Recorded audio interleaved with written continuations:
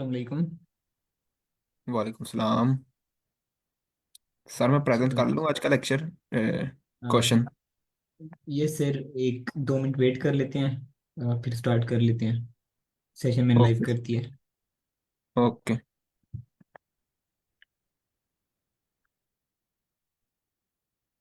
मैं शेयर कर लेता हूँ स्क्रीन।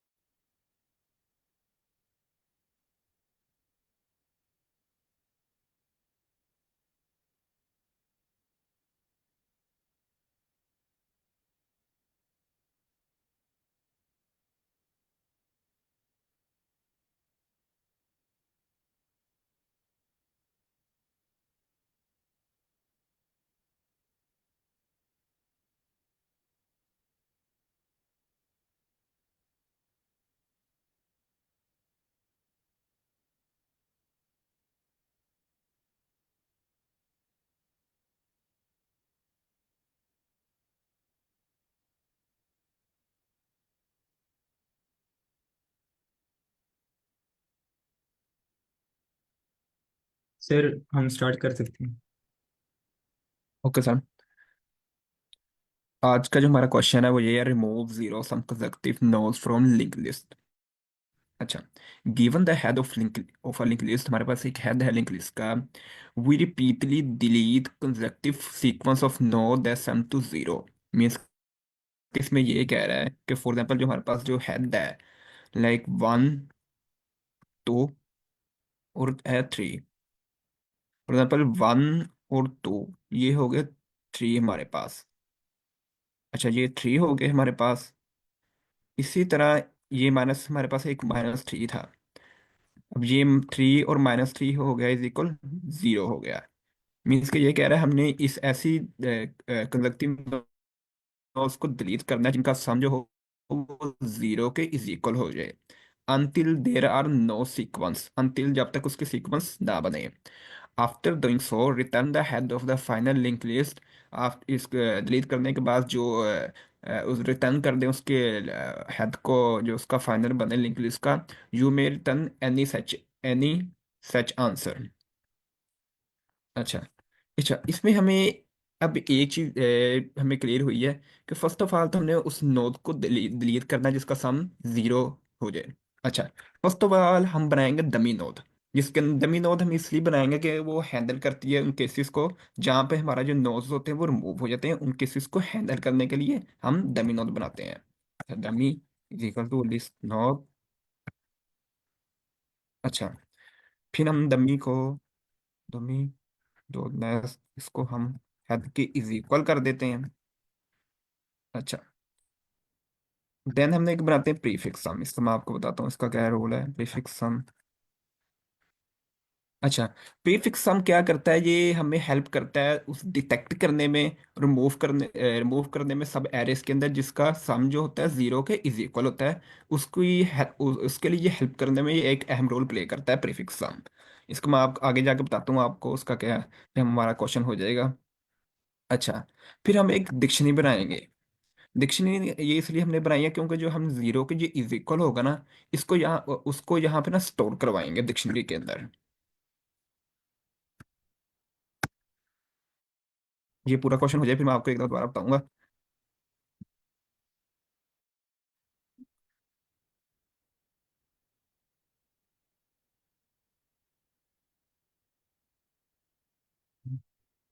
ये मुझे लिखने थे, मैं आपको बताता हूँ 1 मिनट। अच्छा, अभी अभी तक हमने क्या किया है, फर्स्ट ऑफ ऑल एक डमी नोड बनाया है। डमी नोड इसलिए बनाया कि हम उन केसेस को हैंडल कर सकें जहाँ पे हमने 0 को जीरो को रिमूव करना होता है, फ्यू नोड्स, कह सकते हैं कि कुछ नोड्स को हमने डिलीट करना होता है। उन केसेस को हैंडल करने के लिए हमने एक डमी नोड बनाया है। अच्छा, फिर डमी नोड नेक्स्ट इसको हेड की इक्वल कर दिया। फिर हमने प्रीफिक्स सम बनाया है। प्रीफिक्स सम हमने इसलिए बनाया है क्योंकि हम इसमें ये हमें हेल्प करता है डिटेक्ट करने में, जो सी वैल्यू जीरो के करीब होती है ना उसको डिटेक्ट करने में। इसलिए इसको हमने यूज़ किया है। देन हमने एक डिक्शनरी बनाई है। डिक्शनरी इसलिए हमने ये बनाई है क्योंकि हम जो सी जीरो के इज इक्वल जो होगा ना सम, इसको यहाँ पे स्टोर करवाएंगे। देन सिंपली हमने करंट को डमी के इज इक्वल कर दिया, बाद में हमने वाइल का लूप लगाया है। अब हम क्या करेंगे, prefix prefix sum plus is equal to current की दो वैल्यू। अच्छा, अब इसमें क्या हुआ है, फॉर एग्जाम्पल प्रीफिक्स प्रीफिक्स का हमने क्या था, ये जीरो के जो इज इक्वल जो वैल्यूज आती हैं उसको डिटेक्ट करने में ये काम करता है। अब फॉर एग्जाम्पल वन, टू, ये होगी थ्री। इसके आगे हमारे पास जो सेकंड टेक्स्ट पे वो क्या, थ्री। तो three minus three is equal to zero. तो ये क्या करेगा, प्रीफिक्स सम के अंदर हम इसको स्टोर करवाएंगे। आप अगर तो ये जीरो के इज इक्वल हो जाती हैं इसकी वैल्यूज, करंट की जो वैल्यूज जो चलेंगी n-1 तक चलेगी। अभी हम उसकी इंक्रीमेंट भी करवाएंगे। अब हम क्या करेंगे, उसको स्टोर करवाएंगे डिक्शनरी के अंदर।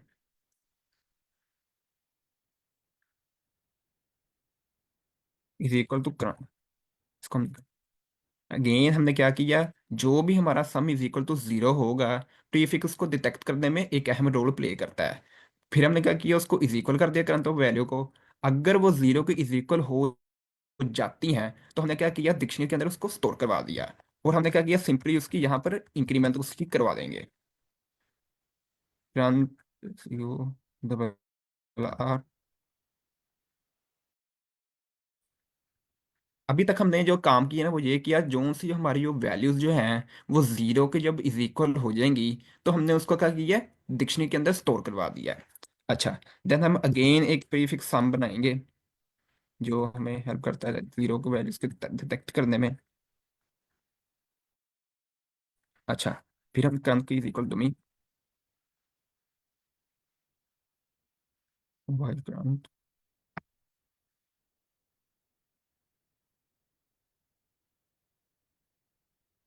ये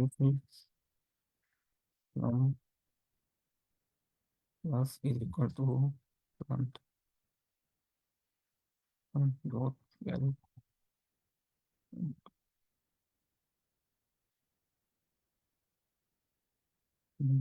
equal to dot.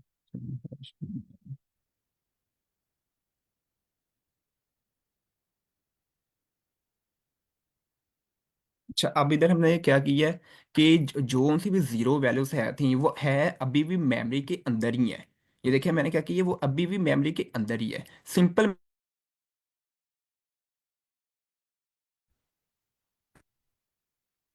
Then simply मैंने इंक्रीमेंट करवाया। इधर भी मैं इंक्रीमेंट उसकी करूंगा।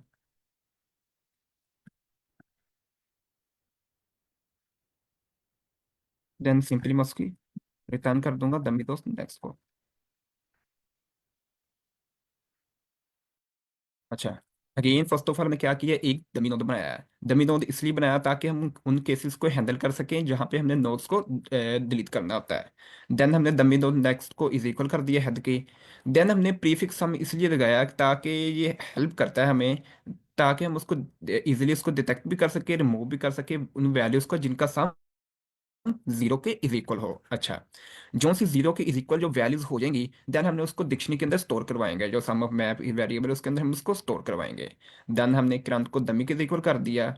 वाइल करंट, अगर करंट है प्रीफिक्स सम अगर जीरो के इज इक्वल है करंट की वैल्यूज, फिर हमने क्या किया, सम ऑफ मैप, जो सम ऑफ मैप वाली हमारी डिक्शनरी थी जिसका जो देन हमारी जो जीरो जो वैल्यूज थी उसको हमने इसके अंदर स्टोर करवा लिया और उसको हमने कर दिया इज इक्वल टू क्रांत। अच्छा, देन हमने इंक्रीमेंट करवा दिया।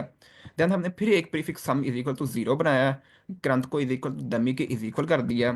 While current prefix sum is equal to values अगर जीरो के इज इक्वल टू वैल्यूज हैं, फिर हमने यहाँ पे क्या किया, सिंपली उसको है स्किप कर दिया। मीन्स कि है अभी भी ये मेमोरी के अंदर ही है, बस हमने सिंपली उसको स्किप कर दिया है। देन हमने इंक्रीमेंट करवा दिया, देन हमने डमी नोड एक्स को रिटर्न करवा दिया।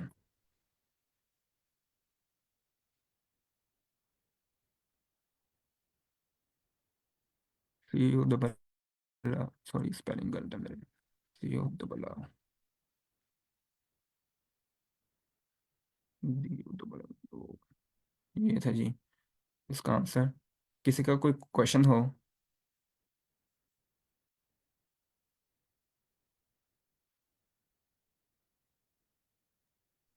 Complexity log over log of N बना है इसका।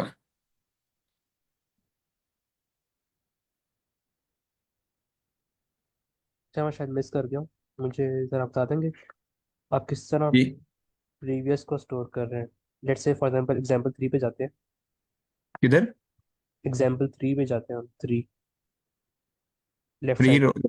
थ्री रो पे? नहीं नहीं, एग्जांपल 3।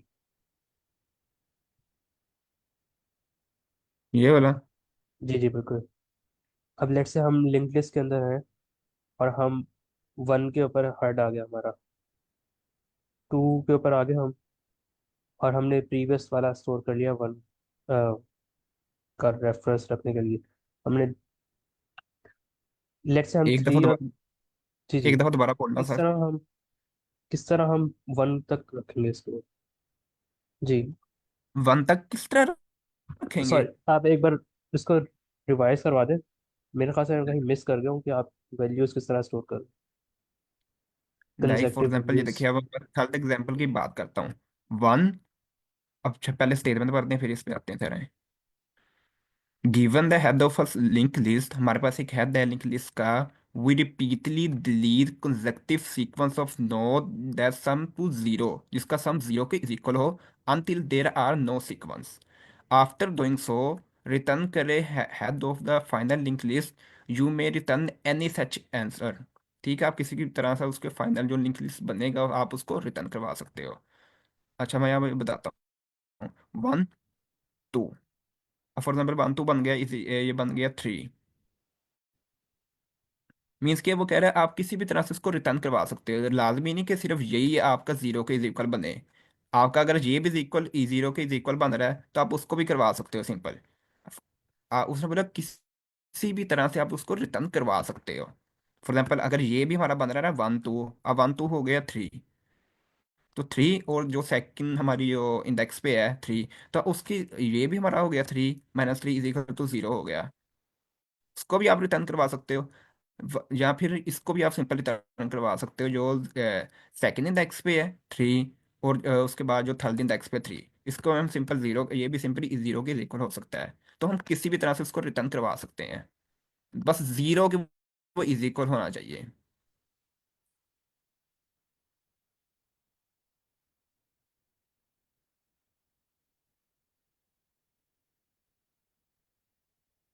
जी सर, मेरी तरफ से इतना ही था, ये क्वेश्चन था आज।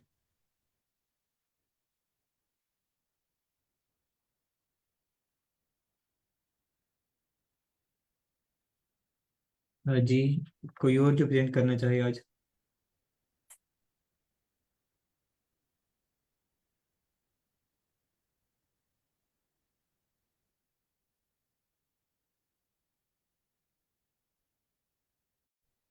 मैं आज प्रिपेयर नहीं कर सका, अगर किसी और के ने प्रिपेयर किया हो तो काइंडली आज प्रेजेंट कर दें।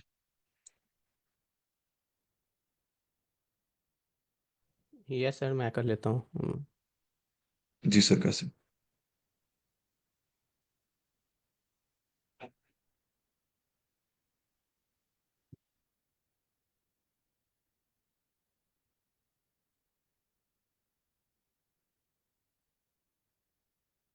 ओके, तो ये क्वेश्चन था, ये गूगल शीट में से ही है। 1706, where will the ball fall? You have a 2D grid of size m into n representing a box and you have n balls. The box is open on the top and bottom side. हमारे पास एक grid है m into n size का, और उसकी जो left और right side है ना, वो ब्लॉक है। जो ग्रिड है वो टॉप से ओपन है और बॉटम से ओपन है। और हमारे पास ये n जितने उसके कॉलम्स हैं ना, उतनी ही हमारे पास बॉल्स हैं, जैसे इस डायग्राम में है। यहाँ 1 2 3, यहाँ 5 कॉलम है, तो हमारे पास 5 ही बॉल्स हैं। Each cell in the box has a diagonal board spanning 2 corners of the cell that can redirect a ball to the right or to the left। अच्छा, इसमें ये है, जो हर सेल है ना ग्रिड का, तो उसके डायगोनल में एक बोर्ड है, जो कि बॉल को, अब बॉल यहाँ से इधर गिरेगी, ये डायगोनल, ये उसको लेफ्ट से राइट यानी कि नेक्स्ट कॉलम में पुश कर देगा। लेकिन अगर इसकी डायरेक्शन रिवर्स हुई, जैसे इधर इस तरह, तो अगर बॉल इधर गिरी तो वो एक कॉलम पीछे चली जाएगी बॉल। तो ये वो कह रहा है, a board that redirect the ball to the right spans the top left corner to the bottom right corner and is representing in the grid as one। अगर तो वो लेफ्ट से राइट की तरफ बॉल को पुश कर रहा है ना वो सेल, तो इसका मतलब ग्रिड में उसको 1 से रिप्रेजेंट किया है। और अगर इसके ऑपोजिट वो अगर उसको राइट से लेफ्ट की तरफ पुश कर रहा है, तो इसकी जो वैल्यू है ना वो ग्रिड में -1 है, जैसे ये है। इसका मतलब ये बॉल को, ये वाली सिचुएशन जैसे ये इमेज है, और अगर ये 1 है तो 1 जैसे ये वाला है। We drop one ball at the top of each column of the box। Each ball can get stuck in the box or fall out of the bottom। A ball gets stuck if it hits a V-shape pattern between two boards, or if a board redirects the ball into either wall of the box।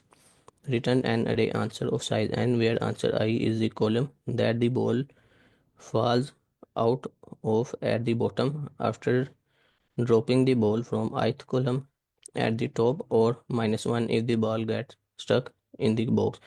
अच्छा, इसमें वो कह रहा है कि हम हर column में से, इसके 5 कॉलम है ना, हर कॉलम में से वो एक बॉल गिराएगा, और हमने बताना है कि उसकी जो फाइनल रेस्टिंग प्लेस होगी ना, कौन से कॉलम में ये बॉल जाके गिरेगी। जैसे बॉल 0 को देखें, ये रेड वाली बॉल को, ये यहाँ से इधर इस तरह आई, फिर ये, और जो ये गिरी कॉलम 1 में। तो हमने इतनी ही अरे 5 है ना ये कॉलम, तो हमने 5 लेंथ की एक अरे क्रिएट कर ली, और हमने बारी इनमें फिल करना है इसकी पोजीशन। अब ये बॉल 0 जो थी वो कॉलम 1 में जाके गिरी, तो हमने इसके इधर 1 लिख दिया। लेकिन जो बॉल 1 थी वो इधर स्टक हो गई वी शेप, ये वी शेप बन रही है, इधर से आई इधर, तो हमने इसकी जगह लिख दिया, ये कभी भी अब नीचे नहीं पहुंचेगी। तो जो बॉल स्टक हो जाती है उसके लिए हम -1 लिख देते हैं। ये वाली बॉल भी इधर स्टक हो गई, ये वाली बॉल भी, ये वाली बॉल भी, अगर ये बिल्कुल ऑपोजिट होता है, यहाँ से बॉल गिरती, इस तरह की शेप होती, तो ये बॉल इधर दीवार के साथ भी लग सकती थी, ये सेम इधर ही रहती। तो एक तो वी शेप है, लेकिन ये केस है कि अगर इस तरह का वो, अगर ये इधर इस तरह की एक शेप होती और बॉल इधर रहती, इधर ही स्टक रहती, तो भी हम उसकी जगह -1 लिख देते। तो ये क्लियर है।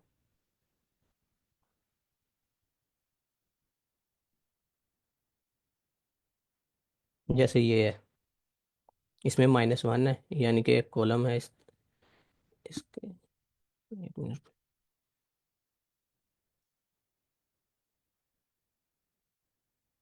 जैसे ये था, इसकी शेप अब इस तरह है, यहाँ से अगर बॉल गिरेगी तो ये बल्कि ऑपोजिट है, ये बॉल अगर गिरेगी तो वो इधर ही रहेगी, और ये कॉलम भी एक ही है, और ये नीचे नहीं पहुंचेगी, इसलिए हमने इधर -1 रिटर्न कर दिया।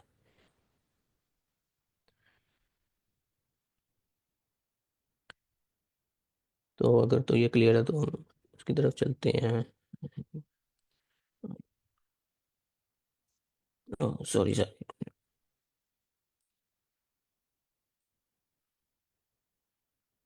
अच्छा, ये था।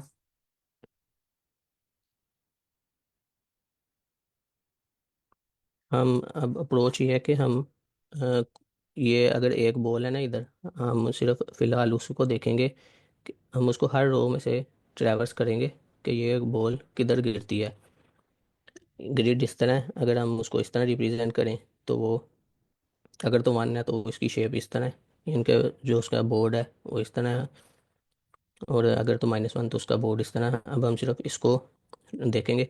अब ये है इधर 1, ये यानी कि ये 1 है, इसने बॉल को मूव करना है नेक्स्ट की तरफ, और हमने देखना है नेक्स्ट वाला अगर -1 होता तो ये एक वी शेप बन जाती, जैसे इन दोनों के केस में है। अगर बॉल इधर से गिरती तो इधर से इसने उसको इधर रोक लेना था और बॉल इधर स्टक हो जाती। तो हमने ये देखना है कि कहीं नेक्स्ट वाला कॉलम -1 तो नहीं है। और दूसरा, अगर इस केस का देखें तो ये तो है 1, ये बॉल इस तरह, इसकी पोजीशन इस तरह। अगर इसका नेक्स्ट कोई कॉलम ही नहीं है, हम इधर हमने ये भी देखना है कि ये लास्ट कॉलम इसके आगे वाला कॉलम एग्जिस्ट करता है कि नहीं। जैसे इसके केस में हमने देखा था कि इससे जो नेक्स्ट वाला है वो -1 तो नहीं है। तो हमने ये भी साथ देखना है कि उसकी बाउंड्री क्या है ग्रिड की।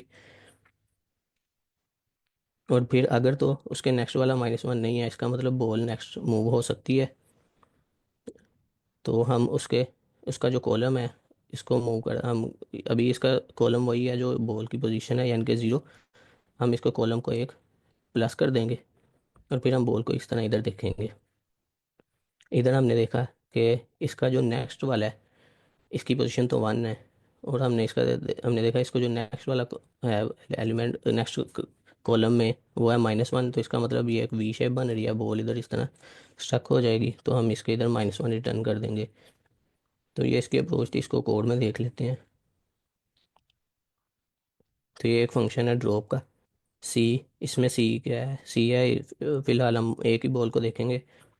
तो फिर हम फॉर लूप से बारी बारी हर बॉल को देख लेंगे। अब लेट्स से कि बॉल है इधर ये 0, तो सी में अभी 0, और करंट कॉलम अभी सी तो था 0, और जो करंट है ना, ये करंट कॉलम ये इसमें भी अभी 0 है। इसको हमने हर रो में से देखना है, तो हमने रो के ऊपर लूप लगा दिया। For r in rows range rows if grid r और करंट इक्वल इक्वल टू 1। हमने देखना है कि अब आर में क्या है, आर में इस वक्त स्टार्ट में आएगा 0 क्योंकि 0 रो है। हमने देखा इस रो पे 0 रो पे जो कॉलम है ये वाला कॉलम क्या इसकी पोजीशन 1 है, 1 है। ठीक है, यानी कि अब अभी हम फिलहाल इस लूप में इसमें इफ में आ गए। If current +1 less than column, ये हमने इधर चेक किया कि कहीं ये लास्ट कॉलम तो नहीं है। And grid r current +1 not equal to -1, हमने देखा कि इसका जो नेक्स्ट है वो -1 तो नहीं है। अगर तो -1 होता तो हमने सिंपल रिटर्न -1 कर देना था, हमने कहना था कि बॉल इधर ही स्टक हो गई। फिलहाल नहीं, तो हमने करंट को कर दिया 1। अब करंट आ गया, करंट की वैल्यू है 1। फिर से ये लूप अगली बार रन हुआ फॉर आर इन रेंज, अब रो है 1। अब हम इस रो पे उसको देखेंगे। अब ये करंट भी 1 है और रो भी 1 है, ये इनके बॉल इधर, हमने देखा कि क्या इसकी वैल्यू 1 है। तो ये फिर से ये इफ के अंदर आ गया। इफ करंट +1, हमने देखा कि क्या ये आखिरी कॉलम तो नहीं है। एंड ग्रिड आर करंट +1, क्या इसके जो आगे वाला कॉलम वो -1 तो नहीं है। तो फिलहाल ये -1 है, तो हम इसमें आ जाएंगे, रिटर्न हम कर देंगे -1, क्योंकि ये वाली सिचुएशन है, बॉल इधर स्टक हो गई। तो अगर हम इसकी बात करें, अगर तो बॉल इधर है 1, तो करंट के अंदर ये कॉलम के अंदर अभी आ जाएगा 1 जो सी है, और करंट के अंदर भी 1 आ जाएगा फॉर आर इन रेंज। हमने अब देखना है कि जो 0 रो है ये 0 रो, और ये जो है 1 कॉलम क्या ये आखिरी कॉलम तो नहीं है। फिलहाल इसका इसके नेक्स्ट वाला कॉलम क्या ये आखिरी कॉलम तो नहीं, फिलहाल तो नहीं। फिर हमने देखा कि ये ग्रिड आर करंट +1, इसके आगे वाला जो है वो -1 तो नहीं, उसकी वैल्यू -1 थी। तो हमने फिर इधर भी रिटर्न कर दिया, इनके ये बॉल भी इधर स्टक हो जाएगी। सेम अगर इसका इस तरह देखा जाए तो ये बॉल आएगी इधर।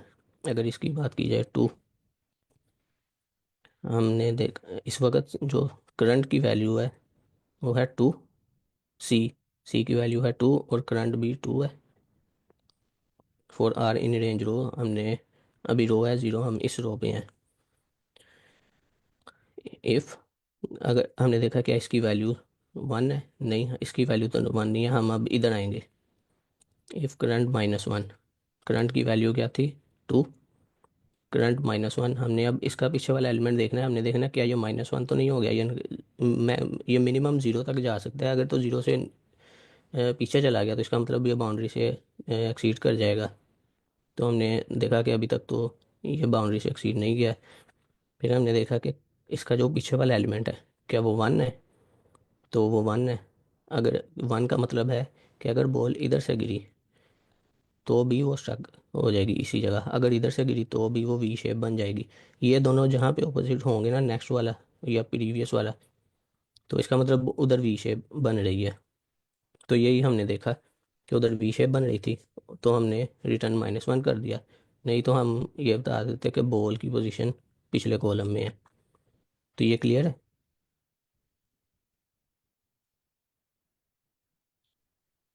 सर ये थोड़ा सा दोबारा बता दें। जी। जो सेकंड एल्स है वो तो मुझे क्लियर है। जो फर्स्ट के अंदर हम कर रहे हैं अगर उसका थोड़ा सा बता दें। फर्स्ट वाला कॉलम ये। लाइक जो मुझे चीज समझ थोड़ी सी कंफ्यूज करी हुई है कि हम थ्रू आउट द ग्रिड ये आइडेंटिफाई कैसे कर पा रहे हैं कि ये हमारी जो बॉल है वो किस वाले में लैंड कर रही है। जी, हम इस तरह कर रहे हैं कि ये बॉल है यहाँ पे, अभी हमने यहाँ से बॉल इसको गिराई। हमने देखा कि इसकी वैल्यू क्या है, इसकी पोजीशन क्या है, ये बॉल को किस तरफ मूव करेगा, किस तरफ पुश करेगा। अब हमने देखा कि ये बॉल को नेक्स्ट तरफ पुश कर रहा है, नेक्स्ट कॉलम में, क्योंकि इसकी जो शेप है वो इस तरह की है। इसने बॉल को नेक्स्ट की तरफ पुश किया। हमने साथ ये भी देखना है, अब जो इसका नेक्स्ट कॉलम है ना, हमने ये देखना है कि उसकी शेप क्या है। अगर तो उसकी शेप इसके बिल्कुल ऑपोजिट है तो इसका मतलब इधर ही वी शेप बन रही है। अगर इस तरह होता तो इधर वी शेप बन रही होती तो हम इसको फिर फर्दर ना देते, हम इधर ही रिटर्न कर देते -1। ये तो थी ये अप्रोच। अगर इधर ऑपोजिट डायरेक्शन होती तो अच्छा, और इसका दूसरा मैंने ये इधर 1 लिखना था। फर्ज करें ये अभी 1 है और इसकी जो शेप है ना वो इस तरह है, तो फिर ये थोड़ा क्लियर हो जाएगा।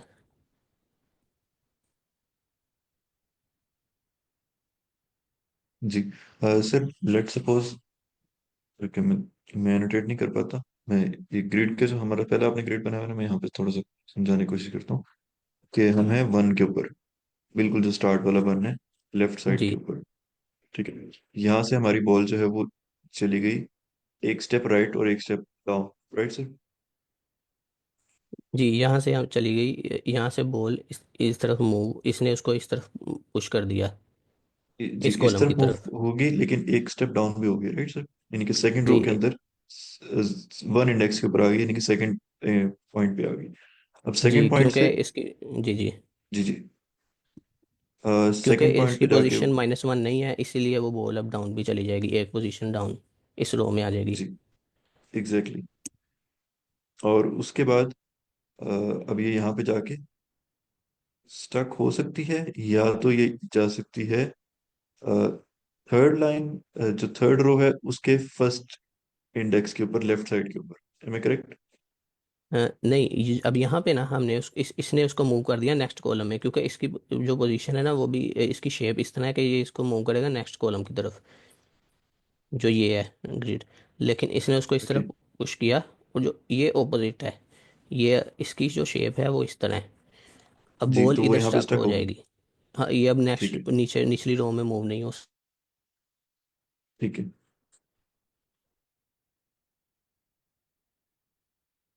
यही चीज मुझे ना वो नहीं समझ आ रही कि हम at the end of the day हमें ये किस तरह पता लग रहा होगा कि हम लास्ट में कहाँ पे आके स्टैंड करते हैं।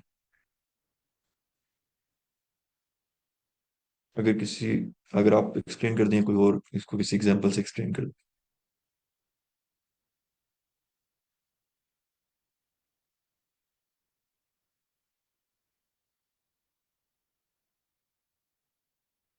मेरी आवाज आ रही है? हाँ यस सर, आपकी आवाज़ आ रही है।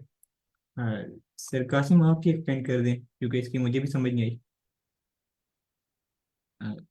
आई थिंक सर ओके। कासिम का नेट खराब था तो उनसे मीटिंग लीव हो गई।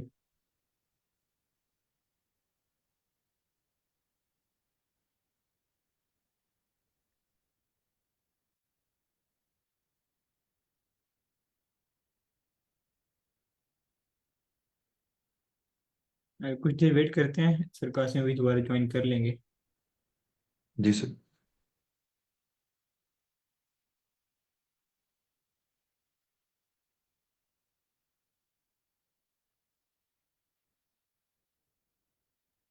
अच्छा सर, दोबारा पीएचडी के लिए गए हुए हैं अमेरिका में कि आपकी में कि नहीं, मैं ये मास्टर्स के लिए हूँ।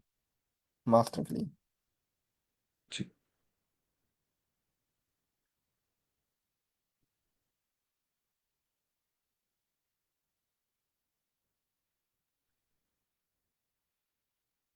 क्वेश्चन तो थोड़ा इररिलेवेंट है सर। आजकल जिस तरह डोनाल्ड ट्रम्प जिस तरह से ले रहा है वो सदर, इतने सख्त फैसले ले रहा है, उसके बारे में आपने कुछ सुना है? काफी सख्त डिसीजन ले रहा है आजकल वो। जी बिल्कुल, ये चलता रहता है, इस तरह के लीडर्स आते रहते हैं, तो इनसे घबराना नहीं है। आप अप्लाई करें, इंशाल्लाह there will be opportunities for you. ये पहले भी आया था, इसने सब डिसीजन लिए थे, काफी पाबंदियां लगाई थी, but at the end of the day the world does not stop with his decisions. तो अपॉर्चुनिटीज आपको मिल जाएंगी अगर आप गुड इनफ होंगे तो इंशाल्लाह। ओके। ओके। तो न्यूज़ देख के नहीं घबराया करें। Okay sir.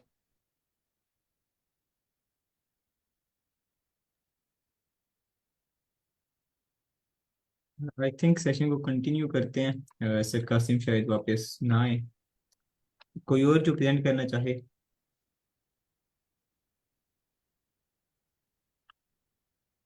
वरना कुछ क्वेश्चन थे जो हमने पहले इस सेशन में प्रेजेंट किए थे, लेकिन उस टाइम सिर्फ मैं और सर कासिम ही होते थे सेशन में, कम स्टूडेंट्स से।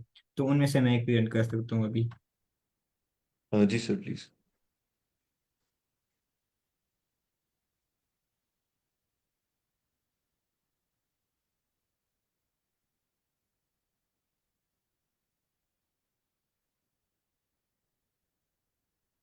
सर आप इस जब ये प्रिंट किया था गेम ऑफ लाइफ, सर दोबारा आप थे उस वक्त? नहीं, मैं नहीं था। आई थिंक ओके जिस वीक सर। में बिल्कुल अवेलेबल नहीं था, ये उस वीक में आपने शायद किया था। मे भी सर। तो ये क्वेश्चन उस दिन भी कर रहे थे हम लोग। लीड कोड 289 है, game of life, medium type problem है। According to Wikipedia's article, Game of Life, also known simply as Life, is a cellular automation device by British mathematician John Horton Conway in 1970. The board is made up of M-cross and grid of cells, where each cell has an initial state, life represented by a 1 or dead represented by a 0. आपको एक board दिया गया होगा, grid दी गई होगी जिसमें M rows हैं और एन कॉलम्स हैं, M cross N, where each cell, जहाँ पे हर सेल की एक इनिशियल स्टेट होगी। या तो वो लाइव होगा जिसको 1 से इन्होंने रिप्रेजेंट किया हुआ है, या वो डेड होगा जिसको 0 से रिप्रेजेंट किया हुआ है। Each cell interacts with its 8 neighbour, जैसा कि मैट्रिक्स में होता है हमारे पास कि हर सेल के मैक्सिमम 8 नेबर्स होंगे। अगर लास्ट रो या लास्ट कॉलम में है तो वो एज केस होगा, उसमें कम नेबर्स होंगे। तो उसके 8 नेबर्स होंगे, ये बता रहे हैं, हॉरिजॉन्टल, वर्टिकल, डायगोनल। तो वो इंटरेक्ट करेगा तमाम 8 नेबर से यूजिंग द फॉलोइंग रूल्स। अब रूल्स क्या हैं कि any live cell with fewer than 2 live neighbors dies as if caused by underpopulation। अगर कोई भी सेल लाइव है तो अगर उसके नेबर्स में से जो लाइव नेबर्स हैं वो 2 से कम हैं तो वो सेल भी लाइव नहीं रहेगा, डाई डाई हो जाएगा, मर जाएगा। और एनी लाइव सेल विथ 2 और 3 live neighbors lives on to the next generation.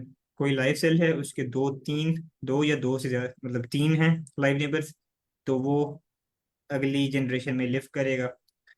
Any live cell with more than 3 live neighbors dies as if by overpopulation। अगर कोई सेल लाइव है लेकिन उसके नेबर्स 3 से ज्यादा लाइव हैं तो वो भी डाई, मर जाएगा ओवर पॉपुलेशन की वजह से। और जो लास्ट रूल है, any dead cell with exactly 3 live neighbors becomes a live cell as if by reproduction। तो अगर कोई सेल डेड है यानी उसकी स्टेट 0 है, तो उसके अगर जो नेबर्स हैं उनमें 3 लाइव हैं, एग्जैक्टली 3, तब वो रिप्रोडक्शन से लाइव हो जाएगा। अगर 3 से ज़्यादा लाइव हुए तो वो डेड ही रहेगा क्योंकि ओवर पॉपुलेशन है वैसे भी। और 3 से कम हुए तो अंडर पॉपुलेशन की वजह से इसने लाइव नहीं होना। अब the next state of the board is determined by applying the above rules. हमने ये रूल्स अप्लाई करने हैं चारों, और नई नेक्स्ट स्टेट बतानी है बोर्ड की। बेसिकली वो नेक्स्ट जनरेशन को रिप्रेजेंट कर रही होगी। above rule simultaneously to every cell in the current state। अब ये जो लफ्ज़ है कि आपने जो रूल लगाने साइमल्टेनियसली लगाने हैं तमाम सेल्स पे। ये साइमल्टेनियसली क्यों कहा गया है इसको भी एक्सप्लेन कर दूंगा। In this process birth and deaths occur simultaneously. इस प्रोसेस में एक साथ बर्थ और डेथ हो रही हैं। Given the current state of the board, update the board to reflect its state. आपने जो बोर्ड है, आपको दिया गया करंट स्टेट, आपने इससे नेक्स्ट स्टेट बतानी है। और आपको कुछ भी करने की ज़रूरत नहीं है, मतलब रिटर्न करने की ज़रूरत नहीं है। इसका मतलब ये इन प्लेस होगी। और अगर इन प्लेस ना भी हो तो पहले एग्जांपल को ही डिस्कस कर लेते हैं। जैसे ये एक एग्जांपल है।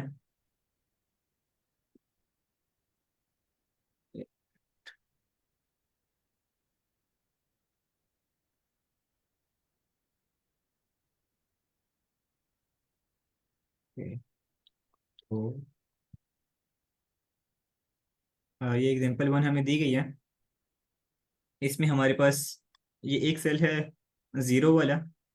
अब जो रूल्स हैं आपके पास, अगर ऊपर जाएं तो रूल्स के हिसाब से आपने इस पे रूल अप्लाई करने हैं सिंपली। रूल्स के हिसाब से अगर आप देखें तो अगर एक सेल डेड है तो उसके आपको नेबर्स चाहिए एटलीस्ट 3 अलाइव, तब वो लाइव होगा, वरना वो डेड ही रहेगा। तो इसके नेबर्स काउंट करें तो अगर हम इस सेल के देख रहे हैं तो एक इसका नेबर ये है, ये लाइव है। और ये दोनों नेबर डेड हैं, बाकी और कोई इसका नेबर नहीं है। तो इन दैट केस ये सेल नेक्स्ट स्टेट में डेड ही रहा है। हाँ, ये नेक्स्ट स्टेट हमारी आ गई। अब नेक्स्ट सेल पर आ जाए। वन वन के टोटल नेबर हैं ये जो 5 बन रहे हैं। और इन 5 में सिर्फ एक लाइव है। तो इसका जो रूल 2 था, इसका ये रूल 2 था कि any any live cell with 2 और 3 live neighbours lives on to the next generation. ये नहीं, सॉरी, ये रूल चलेगा कि इसमें 2 तो लाइव नेबर्स हैं ही नहीं, मतलब एक लाइव नेबर है। तो ये रूल जो 1 है, any live cell with fewer than 2 live neighbours dies as if caused by underpopulation. कोई भी ऐसा सेल जो लाइव हो लेकिन उसके नेबर जो हैं वो 2 से कम लाइव हो तो वो भी मर जाएगा, उसकी स्टेट डेड हो जाएगी। तो क्योंकि इस 1 का सिर्फ एक ही लाइव नेबर है तो ये अंडर पॉपुलेशन है, और तो ये भी मर जाएगा, ये 0 हो गया। फिर इस 0 के ये नेबर हैं, इनमें सिर्फ 2 लाइव हैं। अब अगर सेल खुद डेड है लेकिन उसके नेबर 2 लाइव हैं तब भी ये डेड रहेगा। एक डेड सेल को लाइव होने के लिए एग्जैक्टली 3 नेबर चाहिए लाइव। सो इसके 2 हैं तो ये डेड ही रहेगा। और इसी तरह इस सेल में अगर आप रूल अप्लाई करें तो ये खुद डेड है और इसके 3 लाइव नेबर हैं, 1 2 और 3, ये दो डेड हैं। तो ये वही परफेक्ट केस है। ये लास्ट जो केस था कि एक सेल के 3 लाइव नेबर हैं, वो खुद डेड है, तो ये रिप्रोडक्शन से लाइव हो जाएगा, ये लाइव हो गया। और जैसे ये सेल है, इसके लाइव नेबर्स कितने हैं? 1 2 3 4 5, ये खुद भी डेड है और 5 लाइव नेबर्स हैं। तो ये वो पॉपुलेशन है। वैसे अगर लाइव होता तब भी डेड हो जाता, अभी डेड ही है तो डेड ही रहेगा। और ये है 1, इसके लाइव नेबर हैं एग्जैक्टली 3, ये सारे। तो इन दैट केस ये लाइव ही रहेगा। हाँ, ये लाइव आ गया। और अब ये वाला लाइव सेल है, इसके नेबर्स एक ही लाइव है। क्योंकि इसका एक ही नेबर लाइव है तो ये अंडर पॉपुलेशन की वजह से डेड हो जाएगा यहाँ पर। और ये जो सेल है, इसका नेबर्स भी एग्जैक्टली 3 नेबर लाइव हैं, और ये खुद भी लाइव है तो ये लाइव ही रहेगा। अगर ये खुद डेड भी होता तब भी लाइव हो जाता, 3 नेबर्स की वजह से जो लाइव हैं। और ये जो सेल है, इसके 2 नेबर लाइव हैं, तो खुद भी लाइव है इसलिए ये लाइव रहेगा, ये अंडर पॉपुलेशन नहीं होगी यहाँ पर, तो ये लाइव ही रहा। और इस 0 के 2 नेबर लाइव हैं, तीसरा नहीं है तो ये डेड ही रहेगा। और ये वाला 0, इसके ये सारे नेबर्स आ रहे हैं, 3 नेबर्स लाइव हैं, तो आइडियल कंडीशन है, इन दैट केस ये लाइव हो जाएगा। और ये वाला 0, इसके 2 नेबर लाइव हैं, तो ये डेड ही रहेगा। यहाँ तक अगर किसी कोई क्वेश्चन हो तो।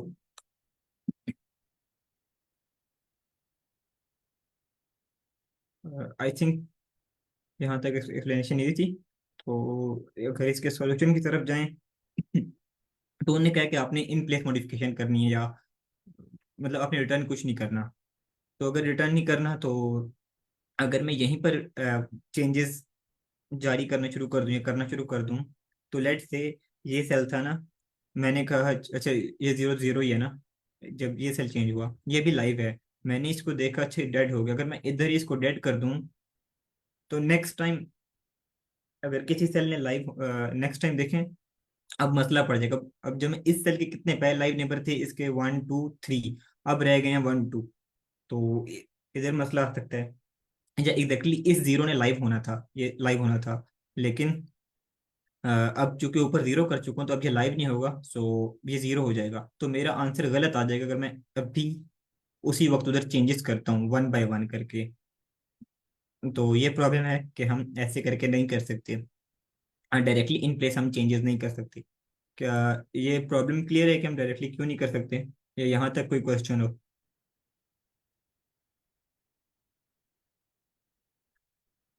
आई थिंक यहाँ तक क्लियर है। तो इसका एक हल ये है कि हम एक इंटरमीडिएट स्टेट की मैट्रिक्स बना लें। हम सेम ही साइज की एक मैट्रिक्स बनाएं।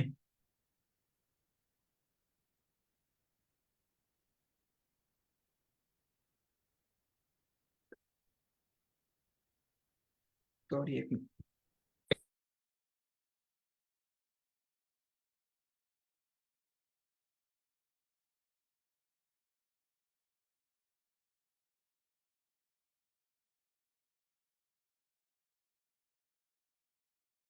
मेरी तबीयत खराब है, खांसी है, इस वजह से मुझे माइक बंद करना पड़ा था। अगर इसके हम इंटरमीडिएट स्टेट की एक मैट्रिक्स बना लें कि हम उसकी स्टेट, जो नेक्स्ट स्टेट है, उसको इधर स्टोर करते जाएं, कि ये सेल नेबर हम यहीं से काउंट करें ओल्ड स्टेट से जो ओरिजिनल है, और न्यू स्टेट इसको कह दें। अब ये जो सारी मैट्रिक्स होगी जो यहाँ बनी है वो यहाँ बनेगी। आपने नेबर यहाँ से कैलकुलेट करने हैं जो ओरिजिनल है, और आपने जो नई जो मैट्रिक्स बनी है वो इसको कहते हैं कि ये जो न्यू स्टेट बनी है। लेकिन हमने एग्जैक्टली इसकी जगह, मतलब हम उनके रिटर्न कुछ नहीं करना, तो एट द एंड हम ओल्ड इक्वल टू न्यू जा मतलब रिप्लेस कर दें आखिर में इन सब वैल्यूज को, तो ये एट द एंड आपका इसी में ही चेंज हो जाएगा। मगर अब मगर अब इसमें आपकी टाइम कॉम्प्लेक्सिटी, स्पेस कॉम्प्लेक्सिटी काफ़ी बढ़ जाएगी, क्योंकि ये आप इतनी ही स्पेस ले रहे हैं, तो स्पेस कॉम्प्लेक्सिटी ऑफ एन पर आ जाएगी। इसमें हमें फॉलो अप में पूछा गया है कि आपने इसको करना है फॉलो अप में पूछा गया कि इन प्लेस करें और इसको कांस्टेंट टाइम कॉम्प्लेक्सिटी से करें, सॉरी स्पेस कॉम्प्लेक्सिटी से। यहाँ पर है कि आप इसको इन प्लेस करें, आई थिंक। बस इन प्लेस का मतलब भी है कि आपने एक्स्ट्रा मेमोरी यूज़ नहीं करनी, तो ये सॉल्यूशन काम तो कर जाएगा कि आप एक टेम्पररी एरे बनाएं और एट द एंड उसको रिप्लेस कर दें, मगर ये सॉल्यूशन ऑप्टिमाइज नहीं है।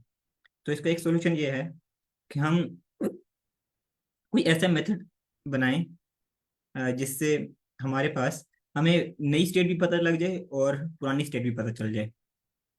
वो कैसे है वो हम इस तरह इम्प्लीमेंट कर रहे हैं। फॉर एग्जांपल, मुझे फिल वक्त ये जीरो ये बता रहे हैं इसकी करंट स्टेट डेड है, मुझे इसके फ्यूचर स्टेट के बारे में देखने से नहीं पता लग रहा, नेबर्स कैलकुलेट करने पड़ेंगे, और अगर मैं इसको चेंज कर दूं तो फिर मतलब वो इशू प्रोपेगेट कर जाएगा किसी और पर।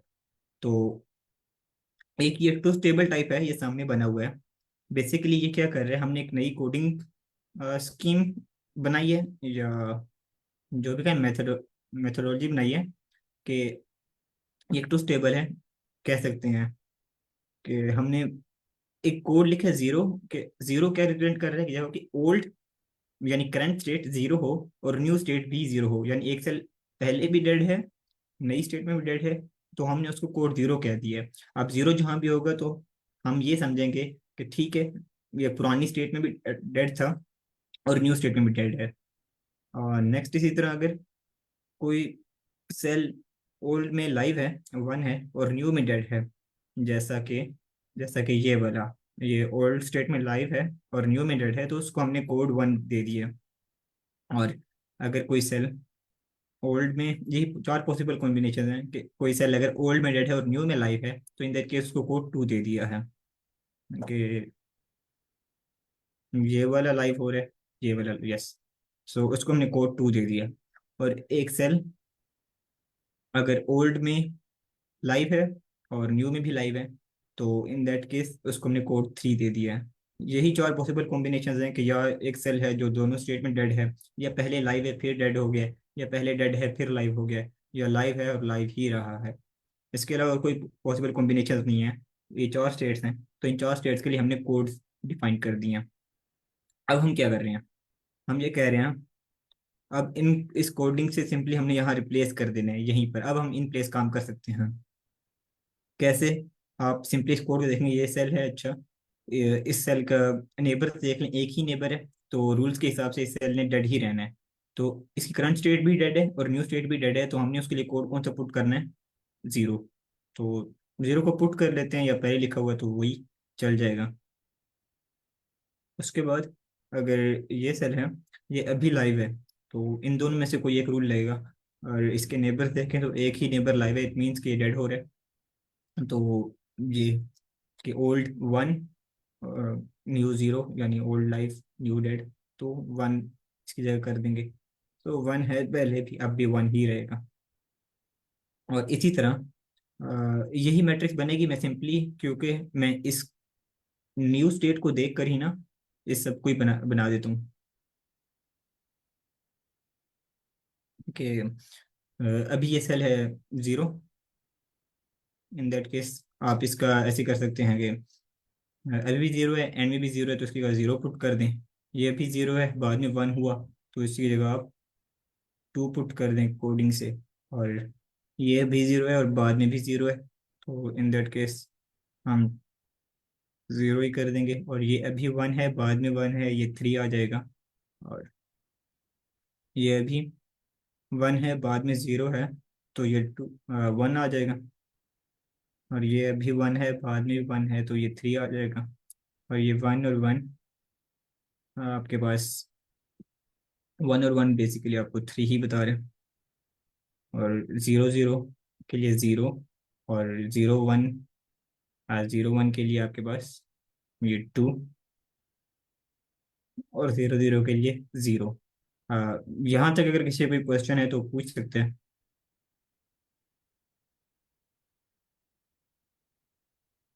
आई थिंक नहीं है क्वेश्चन, तो इसके बाद बस सिंपली अब ये जब बन जाएगी, ये 0 या 0 होगा, या 1 होगा, या 2 होगा, या 3 होगा, ये मैट्रिक्स बन जाएगी।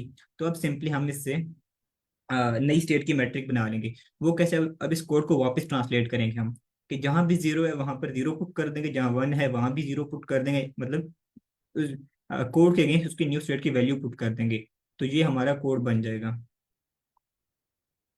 कि जैसे इधर 0 है तो 0 ही आ जाएगा, जहाँ 1 है वहां भी 0, जहाँ 1 है वहां भी 0, जहाँ 0 है वहां 0 ही, जहाँ 2 है वहां 1, इस कोड के हिसाब से जहाँ 2 है वहां 1, और जहाँ 0 है वहाँ 0, जहाँ 3 है वहाँ 1। तो अगर देखें तो एट द एंड यही मैट्रिक्स बनेगी। यहीं तक ये अप्रोच थी। अब बाकी कोड है, अगर अप्रोच यहाँ तक क्लियर है तो कोड में भी इतना मसला नहीं होगा, कोड मुश्किल नहीं है।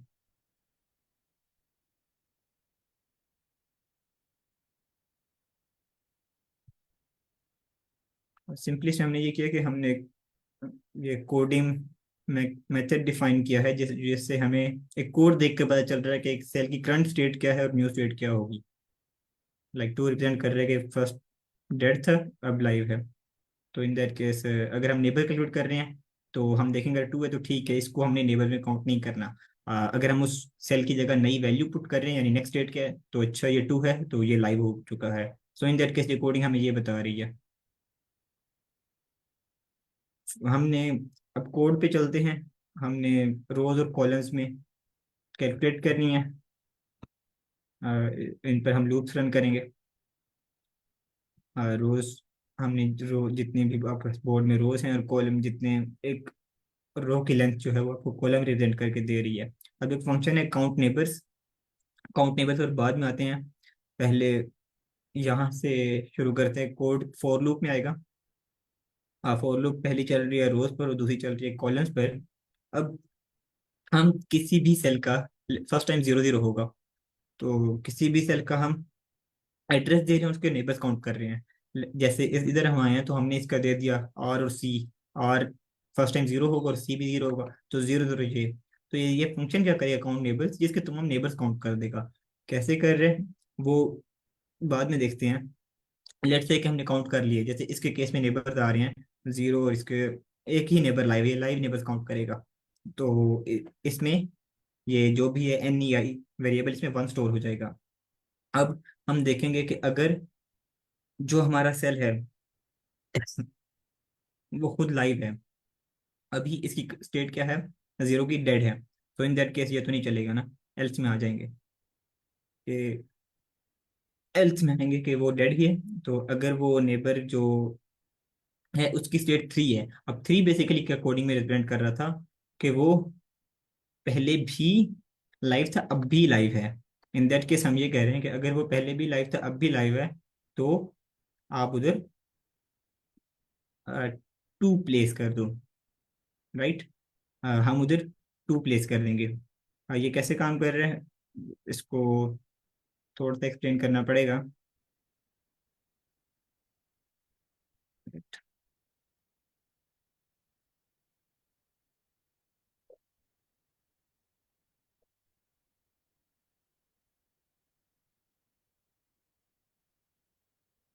फर्स्ट ऑफ ऑल क्या होगा कि आप किसी भी सेल पर आएंगे, उसमें अभी तो हमारे यहाँ पे 0 1 0 हैं, लेकिन जब आप चेंजेस करेंगे तो बाद में हो सकता है ऐसा हो जाए कि आपकी कोडिंग वहाँ पर है जहाँ 0 1 2 3 कुछ भी आ सकता है। हमने इस कोडिंग के हिसाब से देखना है चेंजेस होंगे। तो अगर तो एक सेल 0 है, अगर तो उसके नेबर्स जो हैं, हम देख रहे हैं कि अगर उस सेल के नेबर्स हैं कहाँ पे, अच्छा, इफ बोर्ड और सी, कि अगर वो सेल खुद लाइव है, यानी कि अगर इसका वैल्यू 1 है करंट, ठीक है, तो क्या होगा, क्योंकि इसकी वैल्यू अभी हमने नहीं छेड़ी जिस करंट सेल की है, अभी बाकियों की तो चेंज हो चुकी हो लेकिन इसकी नहीं हो चुकी होगी।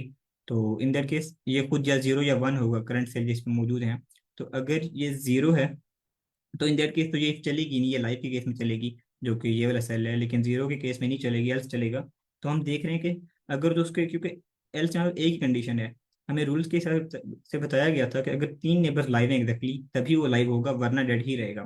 तो हमने सिंपली वही लगाया है कि अगर तो उसके 3 नेबर्स लाइव हैं, ठीक है, तो इसने लाइव होने हैं। अब हमने रूल कौन सा लगाना है, इसकी करंट स्टेट क्योंकि डेड है और नई स्टेट 3 नेबर लाइव होने पर लाइव बन रही है, तो इस पे देखिए कौन सा रूल है कि करंट डेड है, ठीक है, और न्यू लाइफ है तो 2 आपने पुट करना है उसका कोड, तो हमने 2 पुट कर दिया। अब बाकी केसेस को डील करने की जरूरत नहीं है कि डेड है डेड रहे क्योंकि 0 है। अ, और क्या हो सकता है कि क्योंकि 0 है ये, तो 0 ही रहेगा, चेंज करने की जरूरत नहीं है। 1 तो होगा ही नहीं, और मतलब 2 ही पॉसिबिलिटीज हैं क्योंकि ये इफ 0 के लिए है, ये वाला एल्स। तो यही 2 पॉसिबिलिटीज थी, एक को करने की जरूरत नहीं है, सेकंड ये है जो हम कर रहे हैं। तो इसकी जगह आप, क्योंकि ये इफ भी नहीं चलेगा, इसके नेबर आएंगे सिर्फ 1, तो यहाँ पर ये इफ नहीं चलेगा, 0 ही रहेगा। इस 1 पर आएंगे अब, इस 1 के साथ अब दोबारा आएंगे, इस 1 के नेबर कैलकुलेट करेंगे, और 1 के नेबर्स कितने हैं, एक ही नेबर है। तो अब जब 1 का एक ही नेबर लाइव है तो हम इसमें आएंगे, अब बोर्ड खुद सेल खुद लाइव है, ये इफ चलेगा। अब हम देखें अगर उसके नेबर 2 या 3 लाइव हैं, ठीक है, ये 2 3 का मतलब ये है कि या उसके 2 लाइव हैं या 3 लाइव हैं, इनमें से कोई एक भी है तो तब ये इफ चलेगा। क्योंकि इसका एक ही ये लाइव है तो ये इफ नहीं चलेगा। सो इन दैट केस क्या होगा कि हम एल्स चलाएंगे। हाँ, इन दैट केस क्या होगा कि हम कुछ भी नहीं चेंज करेंगे, ये 1 ही रहेगा। अब 1 बेसिकली क्या रिप्रेजेंट कर रहा था कि ये सेल खुद लाइव है लेकिन डेड हो गया न्यू स्टेट में, तो 1 उसको शो करेगा हमारा। इसी तरह ट्रांसलेशन होगी हर सेल के लिए। अगर नेबर्स के फंक्शन को देखें कैसे काम कर रहा है, तो फर्स्ट ऑफ ऑल हमने उस फंक्शन को कोऑर्डिनेट्स देने हैं जो भी हैं। फर्स्ट टाइम जैसे 0 0 आ गया, फिर 0 1 आ गया जिस भी हम सेल पर मौजूद हैं, और फिर नेबर का वेरिएबल लिया है जिसको 0 इनिशलाइज कराया है। फॉर लूप चल रही है। अब नेबर्स कहाँ होंगे उसके, किसी भी सेल के नेबर, जैसे ये सेल है इसका एक पिछली रो में होगा, एक या नेबर्स के अगली रो में होंगे, या इससे पिछले कॉलम में होंगे जो कि फर्स्ट के केस में नहीं होगा पिछला कॉलम, और या नेक्स्ट कॉलम में होंगे। तो इन दैट केस इस सारे एरिया में इसके नेबर्स होंगे। तो हमने यही किया है कि अगर एक उसकी पिछली रो रेंज लगाई है, पिछली रो से अगली रो तक R+2, ये यानी ये वाली शामिल नहीं होता, यहाँ तक शामिल होता है। तो R+1 वाला शामिल होगा, R+2 शामिल नहीं होगा। और इसी तरह कॉलम्स के लिए लगाया है इस एरिया में। अब ये केस है कि अगर अ, वो सेल जो है वो खुद हो, क्योंकि खुद उसको नेबर में काउंट नहीं करना, अगर मैं इसके लिए नेबर्स काउंट कर रहा हूँ तो इसको तो लाइव मैन नहीं गिनना, इन दैट केस हमने इसको स्किप किया कि अगर उस सेल को खुद नहीं करना। उसके अलावा आई इज लेस देन 0, कि अगर आपका जो करंट सेल है उसका रो अगर वो खुद फर्स्ट रो में है तो आई आपका R-1 करके -1 हो जाएगा। तो आउट ऑफ बाउंड के एरर को खत्म करने के लिए, या जो फर्स्ट रो में या लास्ट रो में हो, उस इन दैट केस हमने ये लगाया है कि आई इज लेस देन 0 हो, या जे इज लेस देन 0, कि वो लास्ट रो में ना हो और लास्ट कॉलम में ना हो। और इसी तरह ये लास्ट रो लास्ट कॉलम के लिए कि j is less than equal to rows, और j is less than equal to columns. इनमें से कोई कंडीशन भी होगी तो ये इफ नहीं चलेगा, हम कंटिन्यू कर देंगे, हम स्किप करना है। अब ये तो एज केस को खैर डील कर रहे थे हम फर्स्ट इफ में। सेकेंड इफ में हम लोग ये कर रहे हैं कि अगर जो भी हमारा, अब जो भी नेबर का सेल है उसमें अगर 1 या 3 है तो आप +1 कर दो। 1 या 3 बेसिकली ये रिप्रेजेंट कर रहे हैं कि ओल्ड स्टेट में आपके पास, ये देखें 1 और 3, ओल्ड स्टेट में अगर 1 का मतलब है कि वो सेल ओल्ड स्टेट में लाइव था, और 3 का भी मतलब है कि वो ओल्ड स्टेट में लाइव था। तो अगर वो 1 या 3 है तब हम उसको नेबर काउंट करेंगे, नेबर काउंट में इंक्रीमेंट करेंगे, वरना अदर केस में वो दोनों डेड हैं तो हम नहीं करेंगे। सिंपली नेबर में प्लस कर रहे हैं और at the end neighbour return कर रहे हैं। तो वो नेबर जहाँ हम यूज़ कर रहे थे। अब जब आपके पास ये दोनों लूप चलेंगे, आपके पास वही इंटरमीडिएट मैट्रिक्स बन जाएगी, इसमें 0 1 2 3 की वैल्यूज होंगी। सो उससे अब वापस अपने रिवर्स ट्रांसलेशन कर लेनी है। दो लूप्स लगी हुई हैं इस केस में। और इसमें आप कह रहे हैं कि अगर तो एक सेल की वैल्यू 1 है, अब वही होगा 0 1 2। तो अगर एक सेल 1 है तो 1 बेसिकली रिप्रेजेंट कर रहा था, देखें, हाँ 1 0 है तो 0 ही रहने देंगे, हमें वो लिखने की जरूरत नहीं है। तो 1 है तो न्यू स्टेट 0 है, तो 1 के लिए आप 0 पुट कर देंगे। और अगर आपके पास 2 है तो आप 1 पुट कर देंगे, और 3 है तब भी 1 पुट कर देंगे। तो हम ऐसे कर रहे हैं कि अगर आपका सेल 1 है तो आप उसकी जगह 0 पुट कर दें, और अगर उधर 2 या 3 है तो उधर 1 प्लेस कर दें। तो एट द एंड आपकी 0 1 की मैट्रिक्स बन जाएगी जो ये बनेगी। अब हमारा टाइम भी कंप्लीट हो चुका है, किसी कोई क्वेश्चन है तो पूछ ले, वरना इस सेशन को एंड कर लेते हैं।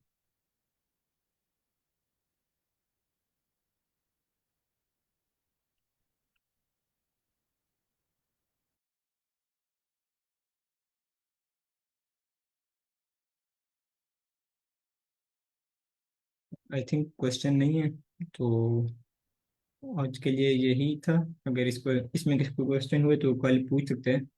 बाकी अल्लाह हाफिज़।